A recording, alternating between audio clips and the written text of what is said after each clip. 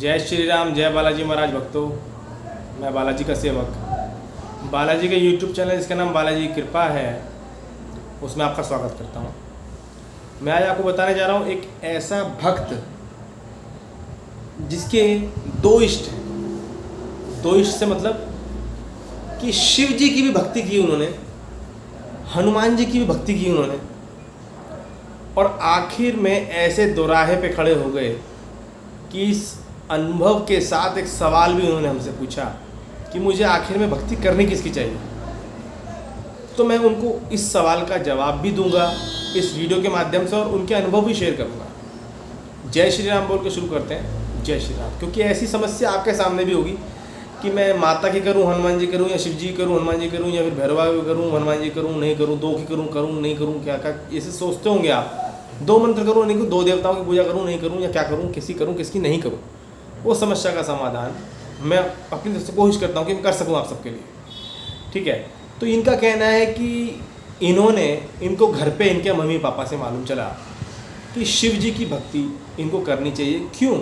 क्योंकि ये जब पैदा हुए थे तो सावन के महीने का आखिरी सोमवार था।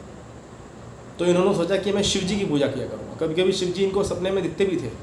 तो इन्होंने शिव जी की पूजा करनी शुरू की, जल चढ़ाना शुरू किया, शिव जी के मंदिर में जाके सेवा करनी शुरू की। शिव जी के मंदिर में जाके साफ़ सफाई वगैरह वगैरह, शिवलिंग की सेवा करनी, प्यार करना, उनका ये बारे में सोचते रहना।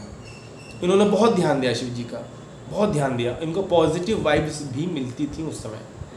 तो एक समय इनकी दादी की तबीयत खराब थी बहुत ज़्यादा। तो इन्होंने शिव भगवान से बहुत विनती की कि प्रभु मेरी दादी की तबीयत ठीक कर दो, मेरी दादी की तबीयत ठीक कर दो। तो विधि का विधान तो कोई बदल नहीं सकता। इनकी दादी ठीक नहीं हो पाई, वो एक्सपायर हो गई।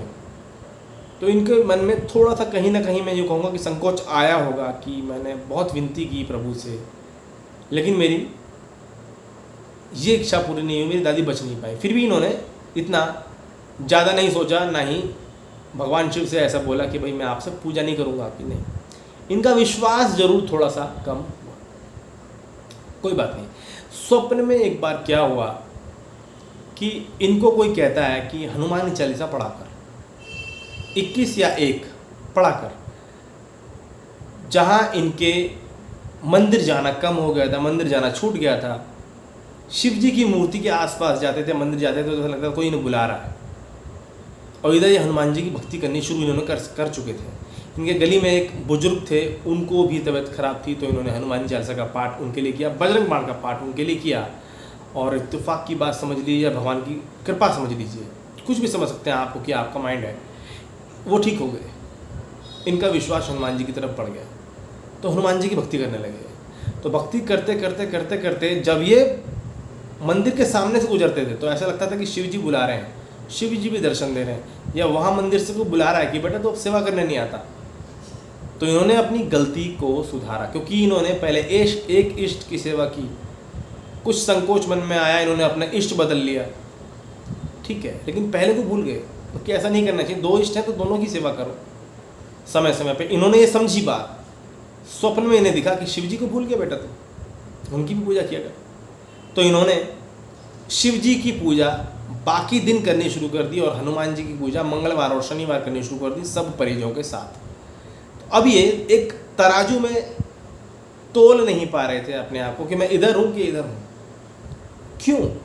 शिव जी की पूजा करते थे तो इनके मन शांत रहता था, और जी करता था कि सब कुछ छोड़ के अकेले कहीं पे जंगल में चला जाए, वहाँ पे भगवान शिव का ध्यान करता रहे। और जब हनुमान चालीसा मंगलवार और शनिवार को करते थे तो इनके शरीर में जोश और एनर्जी भरी रहती थी। कभी कभी गुस्सा भी आता था, लेकिन जोश रहता था शरीर में, पावर रहती थी। और इन दोनों दिनों के अलावा और दिन, जिस दिन शिव जी की भक्ति करते थे उस दिन इनका मन वही शांत, सुस्त नहीं कहूँगा मैं, शांत रहता था, शांति रहती थी इनके मन में। तो ये कन्फ्यूज थे कि मैं क्या कर रहा हूँ, मैं हनुमान जी की सेवा करूँ कि शिव जी की सेवा करूँ, कि मैं करूँ तो करूँ क्या।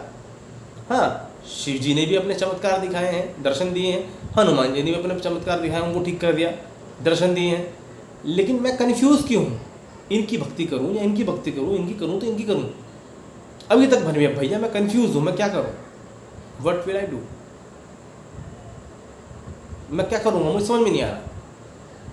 तो इनका प्रश्न ये है कि मैं करूँगा क्या, करना क्या चाहिए, हनुमान जी की भक्ति करूँ या फिर शिव जी की भक्ति करूँ। तो अब मैं इनको एक इनके सवाल का जवाब देता हूँ। पहली बात तो माइंड में ये कर लें कि शिव जी और बजरंगबली महाराज दोनों एक ही हैं। शिव जी के शंकर सुवन केसरी नंदन, शिव जी के ही अंश या रुद्राक्ष से बने हुए हैं हनुमान जी महाराज।